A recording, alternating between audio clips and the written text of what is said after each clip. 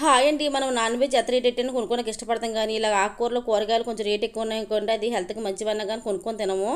పైగా అవి కూడా చాలా టేస్ట్గా ఉంటాయి. వండుకుంటే విధానం అయితే బాగుంటాయి కనుకండి అన్నీ పడాలి అందులో కూడా. అప్పుడు టేస్ట్ అయితే బ్రహ్మాండంగా ఉంటుందండి.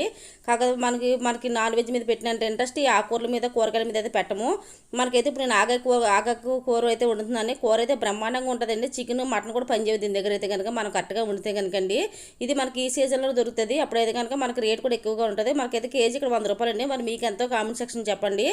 ఫస్ట్ అయితే మనం ఆగాకు కూర ఎలా వండుకోవాలంటే ఫస్ట్ ఆయిల్ వేసుకొని చిన్న చిన్న ముక్కలు ఉల్లిపాయ ముక్కలు కోసుకొని ఆయిల్ వేసుకోవాలి. ఇంకా అదైతే ఉల్లిపాయ ముక్కలు బ్రౌన్ కలర్ వచ్చాక మన ఈ లోపల ఆగాకరకాయలు కోసుకోవాలండి. అందులో పిక్కలు కానీ ఉన్నాయనుకోండి ముదిరిపోయిన పిక్కలు ఉంటే తీసేయాలి. లేకపోతే వింటే కనుక ఆటతో కలిపి కోసేసుకొని ఇంకా ఇందులో అయితే వేసుకోవాలి. చిన్న చిన్న ముక్కలు కోసుకొని పెద్దవి అయితే గమ్మున ఉంటుందన్నమాట.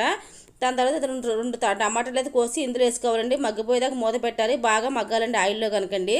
ఇది మగ్గిపోయింది అన్నప్పుడు అయితే కొంచెం అల్లం పేస్ట్ అయితే వేసుకోవాలి.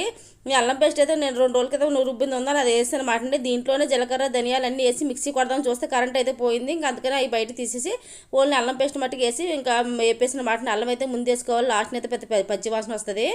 తర్వాత అయితే కనుక దీంట్లో ఉప్పు కారం పసుపు అన్నీ వేసుకొని బాగా మగ్గించాలి. మూత పెట్టేసి వదిలేస్తే ఒక 5 నిమిషాల పాటు బాగా మగ్గిపోతుంది. ఇలా ఆయిల్ తేలినప్పుడు అయితే కనుకండి ఒక గ్లాస్ వాటర్ వేసుకోవాలంటే మనం కొంచెం ఎక్కువసేపు ఉడకాలండి. ఇది గమ్మున ఉడకదన్నమాట.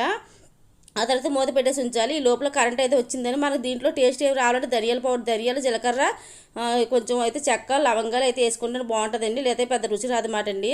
అందుకని ఇంకా కరెంట్ లాస్ట్ వచ్చింది కదా ఇంకా దింపేస్తాను. ఒక 10 నిమిషాల ముందు అనగా వచ్చిందండి. అప్పుడు మిక్సీ కొట్టేసాను మాత్రం చాలా టేస్ట్గా అయితే ఉంటుందండి.